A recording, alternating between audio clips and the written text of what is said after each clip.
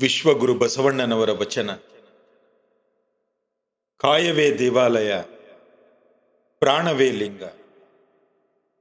ಕಾಯವೇ ದೇವಾಲಯ, ಪ್ರಾಣವೇ ಲಿಂಗ. ನಿಜವಂದೇ ಜಂಗಮವೆಂದು ಪ್ರಾಣಲಿಂಗವ ಒಲಿಸು. ನಿಜ ಒಂದೇ ಜಂಗಮವೆಂದು ಪ್ರಾಣಲಿಂಗವ ಒಲಿಸು. ಇದರ ಅರ್ಥ,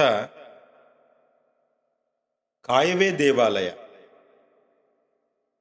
ದೇಹವೇ ಒಂದು ದೇವಾಲಯದಂತೆ ಪವಿತ್ರವಾದುದು. ಪ್ರಾಣವೇ ಲಿಂಗ, ಜೀವನದ ಶಕ್ತಿ. ಪ್ರಾಣವೇ ಶಿವಲಿಂಗದ ಸಾಕ್ಷಾತ್ ರೂಪ. ನಿಜವಂದೇ ಜಂಗಮ, ನಿಜವಾದ ಜಂಗಮ. ದೈವಿಕ ಅಂಶ ಒಂದೇ. ಪ್ರಾಣಲಿಂಗವ ಒಲಿಸು.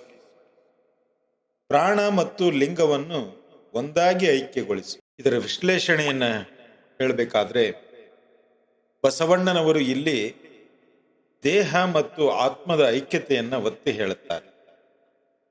ಬಾಹ್ಯ ಆಚರಣೆಗಿಂತ ಆಂತರಿಕ ಭಕ್ತಿ ಮುಖ್ಯ ಎಂದು ಅವರು ತಮ್ಮ ವಚನದಲ್ಲಿ ಸಾರ್ತಾರೆ. ಶರಣರ ಅದ್ವೈತ ತತ್ವವನ್ನ ಪ್ರತಿಬಿಂಬಿಸುತ್ತದೆ. ಪ್ರತಿಯೊಬ್ಬರು ತಮ್ಮೊಳಗೆ ಲಿಂಗವನ್ನ ಅಂದರೆ ದೈವಿಕವನ್ನ ಹೊಂದಿರ್ತಾರೆ. ಅದರೊಂದಿಗೆ ಐಕ್ಯವಾಗುವುದೇ ಸಾಧನೆಯ ಗುರಿ ಎಂಬ ಸಂದೇಶವನ್ನ ಈ ವಚನದಲ್ಲಿ ವಿಶ್ವಗುರು ಬಸವಣ್ಣನವರು ನಮಗೆ ತಿಳಿಯಪಡಿಸ್ತಾರೆ. ಶರಣ ಶರಣಾರ್ಥಿ.